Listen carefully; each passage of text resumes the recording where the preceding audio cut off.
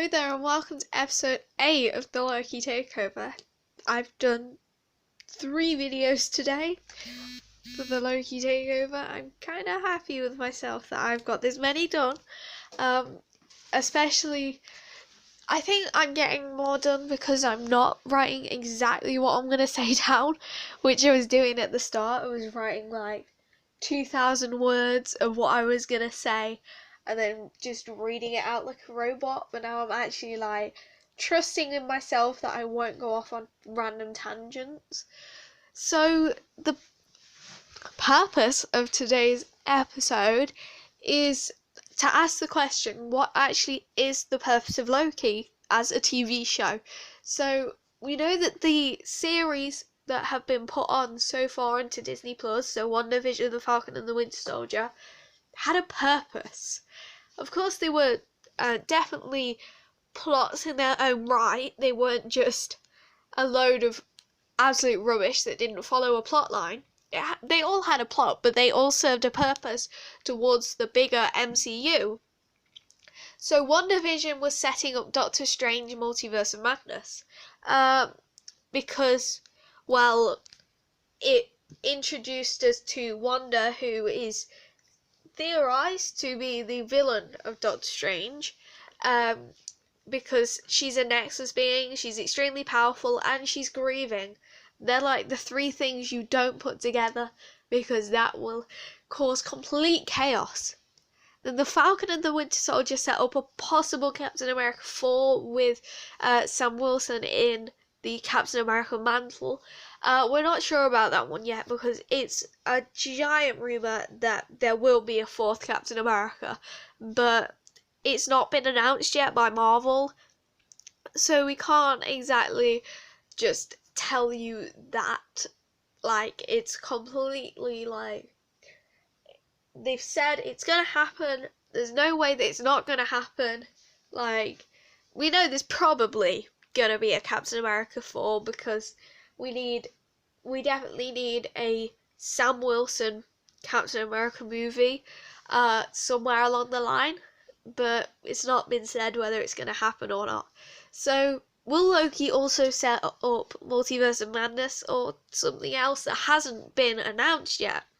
So personally, I think the purpose of Loki is to introduce sort of like casual MCU fans who've watched the movies but aren't really into the comics, introduce them to the concept of like the TVA and the multiverse, because WandaVision didn't explain the multiverse at all, even though its plot derived so much from a plot that had the multiverse within it.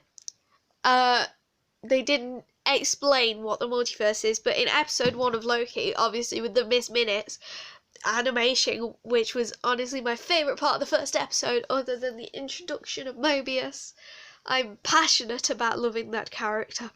That was one of the best bits of the episode.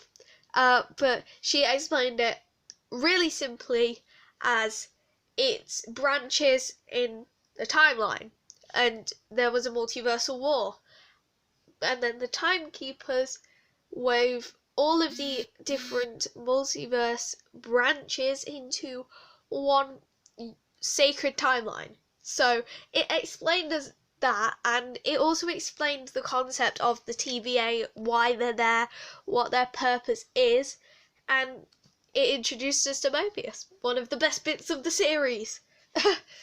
I will not be told otherwise. Mobius is great. Just like the whole jet ski thing just made me love him even more. They're using old characters, well, not old, but they're using characters that have been there all along. Some of the oldest characters in the MCU now, think about it, are Thor and Loki, also Jane, but if you watch this channel, you're going to hear me complain about Jane Foster a lot. I don't like the character. I've got nothing against Natalie Portman, I just really don't like the character. But yeah, they're the oldest in the MCU now that are still alive. If you count Loki as still being alive, because technically he has died 3 times. So they're the oldest. So they're using old characters that are close to our hearts, like Loki, to introduce us to a completely new idea. So it kind of gives you, it's different to just having the character being like a completely new character that nobody's seen before in the MCU, and having them explain this new idea, because that's just going to confuse us. But Loki explaining it, it's something that we've heard before. We've heard of Loki before. He's familiar to us. Mobius is kind of the standard, or so we think, TVA agent. So he's sort of the way that we see every other TVA agent, and everything after this, we're just going to see him as like another Mobius. And in the comics, all of the TVA agents were Mobius. They were all clones called Mobius. So maybe they are clones, except for the fact they don't look alike. So that's pretty much impossible. But he's kind of just the standard TVA agent that's representing the TVA, so like in a sort of way. And Lady Loki is kind of an excuse for the rebirth of the multiverse, which is obviously gonna impact Doctor Strange in the Multiverse of Madness in so many ways. So we know that this is exactly what Loki is doing. It's not so much as a plot within, like, the Lady Loki thing. Like, this could be done without Loki at all. They could introduce us to the multiverse without Loki, without Lady Loki, without Mobius.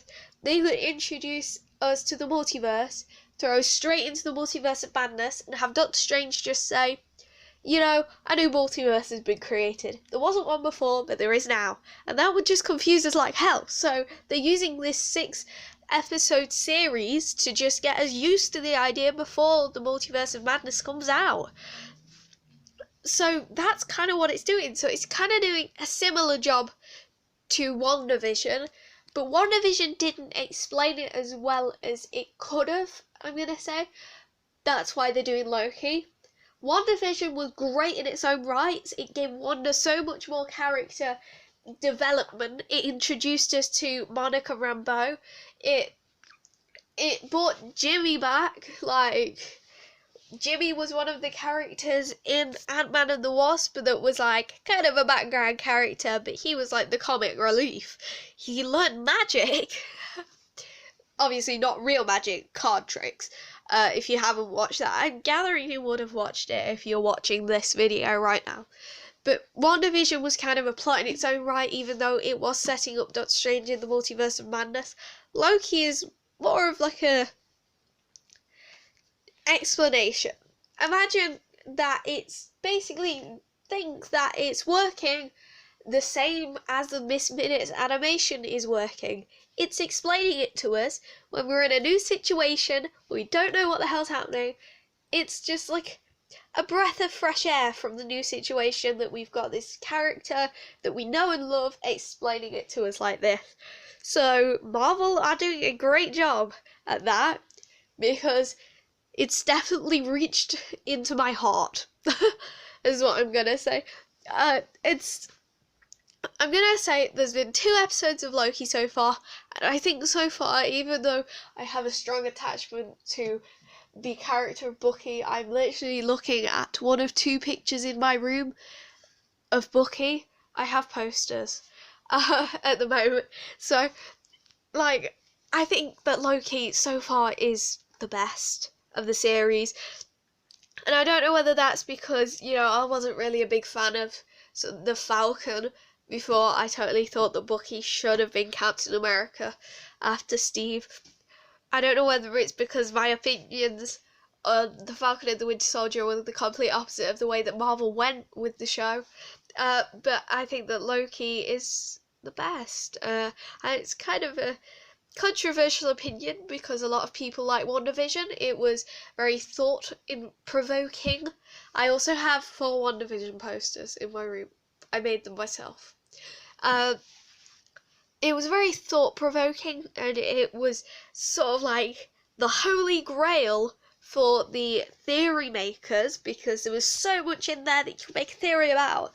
I'm so sad that I didn't start this channel while WandaVision was going on, because I would have had such good content, but there's still lots of opportunities to make theories about Loki. I've made 8 videos so far talking about this sort of thing. I get not all of them are theories, but you know, everything I say is just a theory. And there's been 8 videos where I've talked about Loki, and I'm sure there'll be lots more. So Marvel are just great at making people's minds work and come up with theories.